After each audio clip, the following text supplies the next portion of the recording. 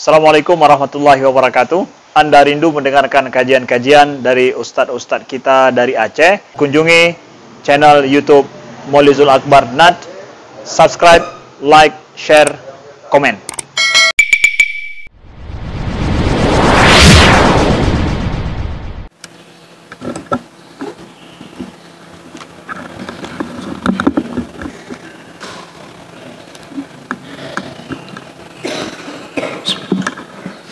Assalamualaikum warahmatullahi wabarakatuh.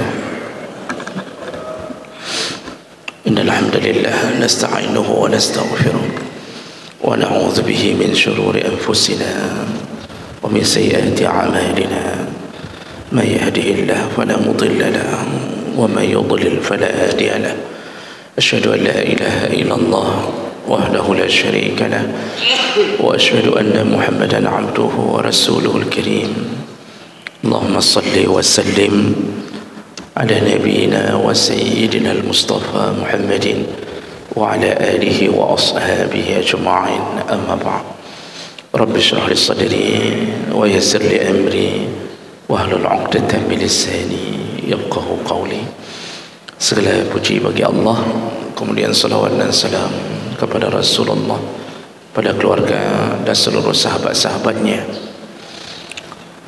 Bapak-bapak dan ibu-ibu, jemaah salat subuh yang Allah muliakan insyaAllah. Di pertemuan yang lalu kita sudah membahas bab yang baru, yaitu tentang salat sunnah. Dan yang sudah kita bahas yaitu dianjurkan atau disunnahkan untuk menjaga salat sunnah rawatib, yaitu penggiring salat wajib sebanyak 12 rakaat. Barang siapa yang sehari semalam mampu menjaga 12 rakaat sunnah rawatib istiqamah sampai dia meninggal dunia, maka dijamin Allah akan membangunkan rumah untuknya di surga. Artinya dia dijamin masuk surga.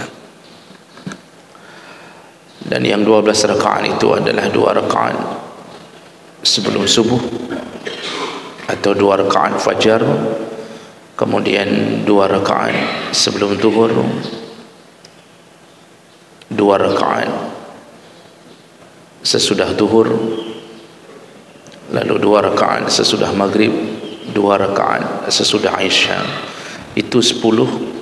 Nah, kemudian ditambahi dengan menambahkan 2 rakaat lagi sebelum zuhur. Jadi otomatis sebelum zuhur menjadi 4 rakaat. Sebenarnya itu ghair muakkad, tapi menjadi paket 12. Jadi ditambahkan sebelum zuhur 2 rakaat lagi menjadi 4 rakaat. Siapa yang mampu melakukan ini dijamin surga oleh Allah Subhanahu wa taala. Baik, kita lanjutkan berikutnya, yaitu at-targhib fil muhafadhah ala raka'atain qabla subhi. Anjuran untuk menjaga salat qabliyah subuh. Anjuran untuk menjaga salat qabliyah subuh. Nah, salat qabliyah subuh ini yaitu salat penggiring salat subuh, dilakukan setelah azan subuh.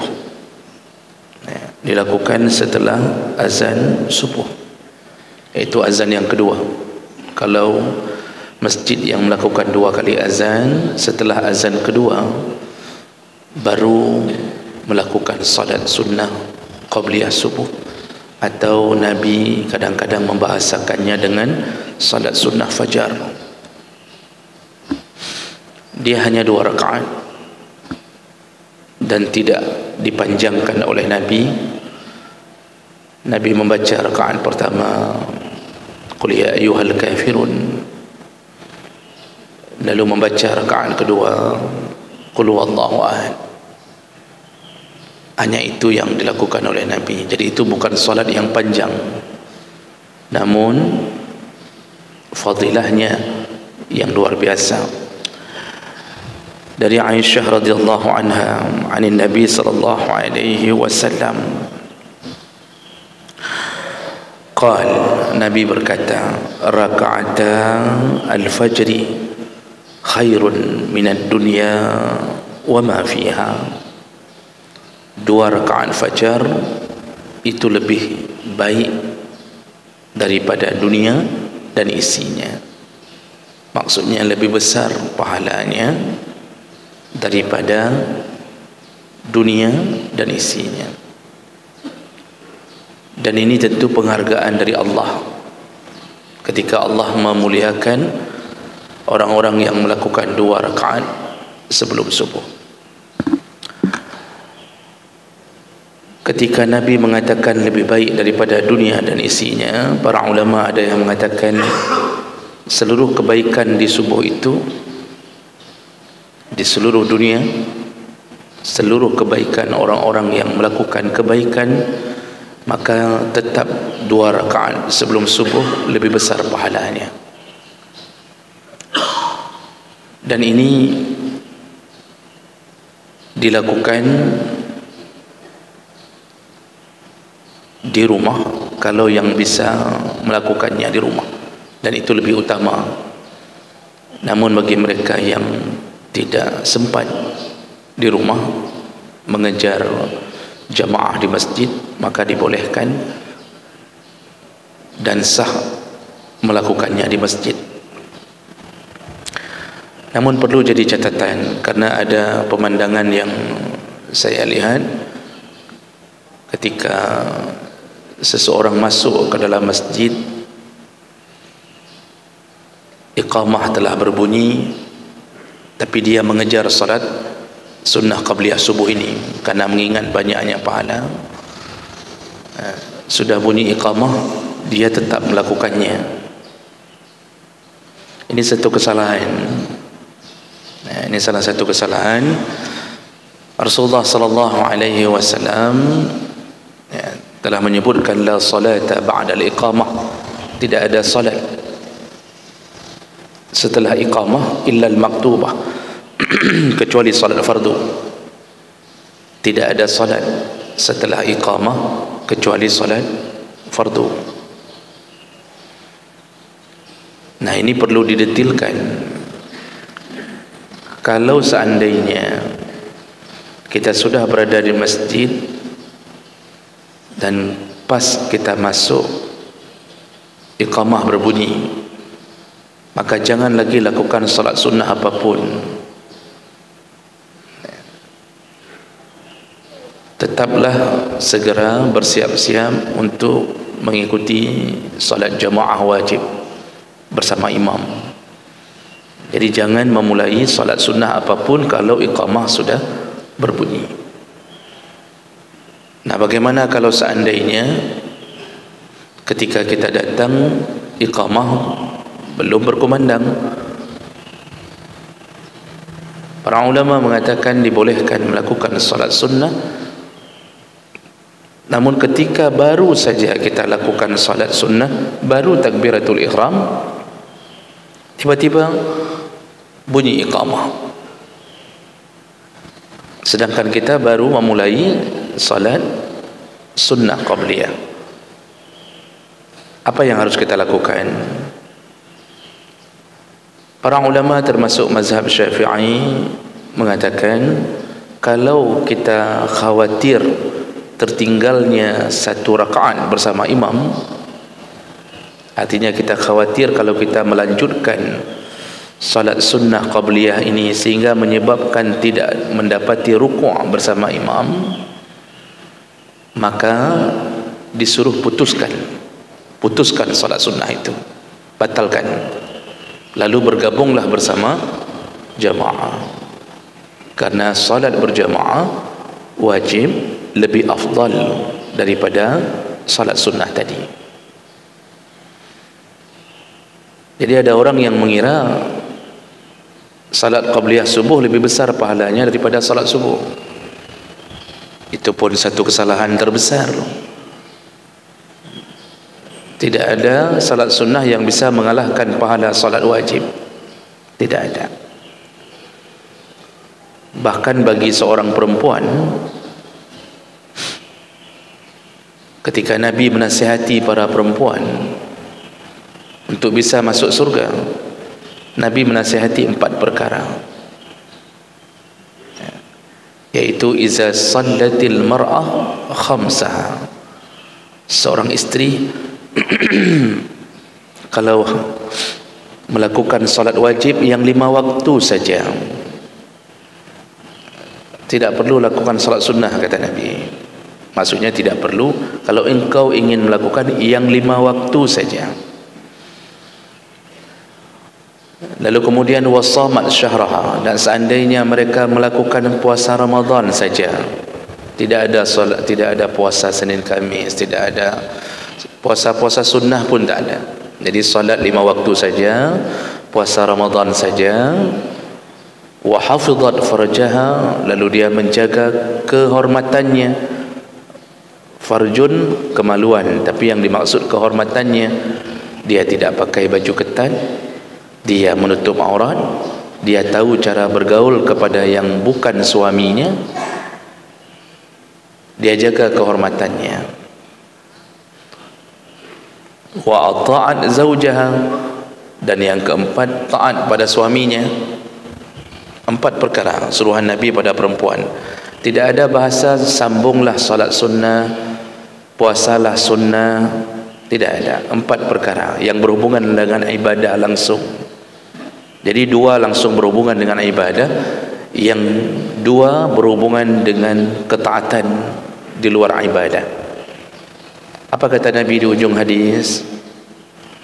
Kalau perempuan mampu melakukan ini sepanjang hidupnya, 4 perkara ini, walaupun tanpa solat sunnah, walaupun tanpa puasa sunnah, wa qila laha, nanti hari kiamat Allah akan mengatakan kepada perempuan ini, udkhulil jannah min ayyi abwabin syi'ti, masuklah engkau ke surga dari pintu manapun yang engkau suka. Hadis sahih. Masuklah ke surga dari pintu manapun yang engkau suka. Jadi salat wajib tanpa salat sunnah, kalau dibarengi dengan beberapa perkara tadi, membuat jaminan surga. Jadi jangan mengira salat sunnah lebih utama daripada salat wajib, sehingga ada orang yang mengutamakan salat sunnah lalu meninggalkan yang wajib. Nah, jadi kalau seandainya kita baru saja melakukan salat sunnah qabliyah subuh, tiba-tiba bunyi iqamah dan kita baru saja takbiratul ihram, kalau khawatir tidak mendapatkan rakaat bersama imam dengan mendapatkan rukuk, putuskan salat tadi, batalkan salat tadi. Bagaimana cara batalkannya? Dengan langsung bergerak, batal. Dengan langsung bergerak. Perlukah meniatkan keluar dari salat? Kalau kita belajar dulu matan takrib, kitab fikih yang paling sederhana, matan takrib, itu dalam rukun salat ada ditambahkan, yaitu niatul khuruj anis salat, yaitu berniat keluar dari salat.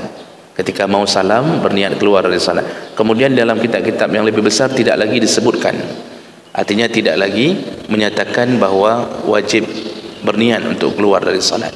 Jadi dengan bergerak itu sudah membatalkan salat. Namun yang lebih beradab yaitu dengan melakukan salam dalam posisi apapun. Jadi ketika dia berdiri, dia ingin putuskan salatnya, maka dia assalamualaikum, assalamualaikum, dia putuskan salatnya, lalu dia bergabung dengan jamaah. Tetapi kalau seandainya dia sudah berada di rakaat terakhir, dia sudah salat pas rakaat kedua, rakaat kedua dia sedang baca Al-Fatihah, tiba-tiba bunyi iqamah. Nah, di situ kalau yakin mendapatkan rakaat bersama imam, tidak jauh dengan imam, maka silahkan sempurnakan salatnya, tapi disuruh ringkaskan, jangan lagi berpanjang-panjang dalam solatnya. Nah, ini semua menunjukkan bahawa mengejar solat wajib lebih utama. Namun walaupun begitu, orang-orang yang sudah melakukan solat wajib dengan baik, salah satu yang bisa membuka kunci surga yaitu solat sunnah qabliyah subuh. Bahkan Rasulullah mengatakan lebih besar pahalanya daripada dunia dan isinya. Nabi SAW itu tidak pernah meninggalkan salat sunnah qabliyah subuh, baik dalam keadaan hadar maupun safar. Nabi enggak pernah meninggalkan salat sunnah qabliyah subuh, baik dalam keadaan menjadi mukim atau tidak bepergian, atau dalam safar, dalam keadaan bepergian. Tidak pernah salat sunnah qabliyah subuh ditinggalkan. Yang lain kalau sudah safar Nabi tinggalkan. Dan ini benar-benar dijaga oleh Nabi sallallahu alaihi wasallam. Makanya dalam hadis riwayat Bukhari, tadi hadis riwayat Muslim, dalam hadis riwayat Bukhari Muslim yang lain juga dari Aisyah radhiyallahu anha, qalat lam yakunin nabi sallallahu alaihi wasallam ala syai'in minan nawafil asyadda ta'ahudan minhu ala raka'atil fajr. Kata Aisyah, Nabi belum pernah menjaga lebih hebat, lebih disiplin menjaga solat sunnah rawatib kecuali solat sunnah qabliyah subuh. Jadi maksud Aisyah, kalau solat sunnah yang lain apalagi dalam safar Nabi meninggalkannya, tapi solat sunnah qabliyah subuh dalam safar pun Nabi tidak pernah meninggalkannya. Dan ini menunjukkan begitu perhatiannya dan begitu pentingnya salat sunnah qabliyah subuh. Dalam hadis yang lain dari Ibnu Umar radhiyallahu anhu qala Rasulullah sallallahu alaihi wasallam, Rasulullah berkata, qul huwallahu ahad ta'dilu sulusul Quran. Bacaan qul huwallahu ahad itu sama seperti sepertiga Al-Quran. Wa qul ya ayyuhal kafirun ta'dilu rubu'al Quran. Surat Al-Kafirun, itu qul ya ayyuhal kafirun, sama seperti seperempat Al-Quran. Wa kana yaqra'uhuma fi raka'atil fajri, dan Nabi membaca keduanya di dalam 2 rakaat fajar.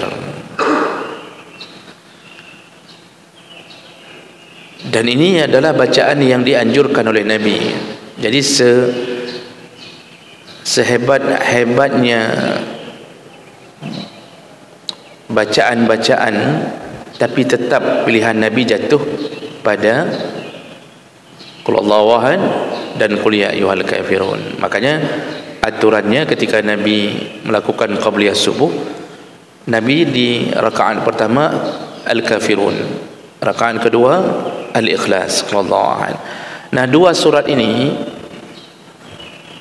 disebut oleh Nabi seperti sepertiga dan seperempat Al-Quran. Itu karena di dalam 2 surat ini membicarakan inti daripada agama, yaitu tentang ketauhidan. Ketauhidan menjadi bahagian terpenting dalam urusan agama. Ibadah menjadi pendukung ketauhidan. Orang kalau tidak bertauhid, tidak mempercayai Allah satu, atau bahkan tidak mempercayai Tuhannya adalah Allah, maka seluruh ibadahnya pun tidak diterima. Makanya surat-surat yang bicara tentang tauhid itu adalah surat-surat yang besar pahalanya di sisi Allah Subhanahu wa taala. Ini cara melakukan qabliyah subuh.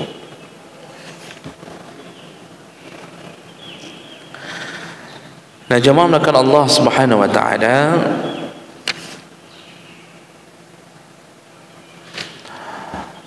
Bagaimana kalau seandainya kita tidak sempat melakukannya? Maka dalam catatan beberapa riwayat disebutkan bahawa Nabi pernah mengqadanya setelah salat subuh. Nabi pernah mengqadha qabliyah subuh, dilakukan setelah salat subuh. Di antaranya ada beberapa hadis yang menyebutkan ini. Yang pertama hadis dari Tirmizi, riwayat Tirmizi, Ibnu Majah dengan derajat yang hasan. An Abi Hurairah radhiyallahu anhu qala Rasulullah sallallahu alaihi wasallam, Rasulullah berkata, man lam yusalli raka'atil fajri, barang siapa yang tidak sempat melakukan 2 rakaat fajar, falyusallihima ba'dama tatlu'us syam, maka lakukanlah setelah terbitnya matahari.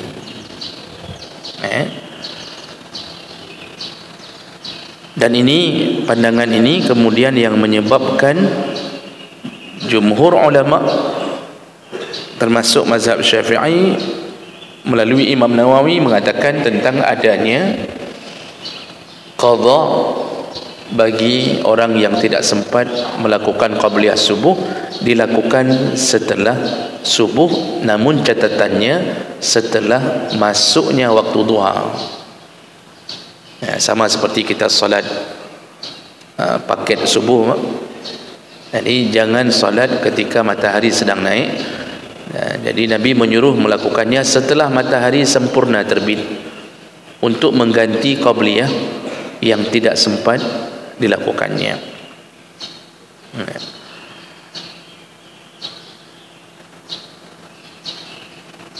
Nah, kemudian juga pernah terjadi salah seorang sahabat, yaitu Qais bin Umar.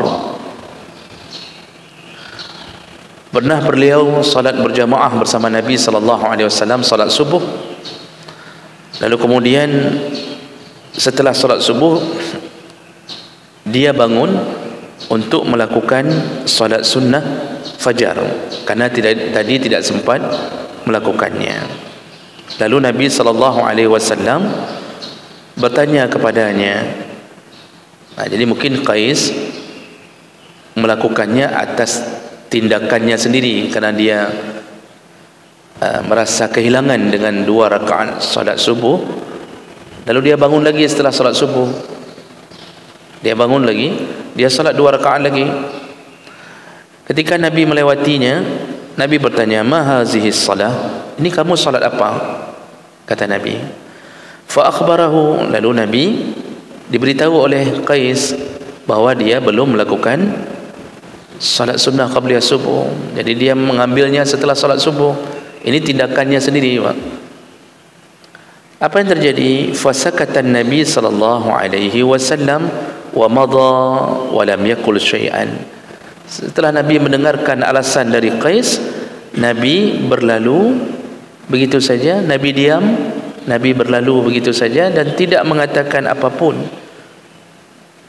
Tidak diprotes, Nabi tidak mengatakan bahawa ini enggak boleh. Nabi diam, lalu Nabi berlalu.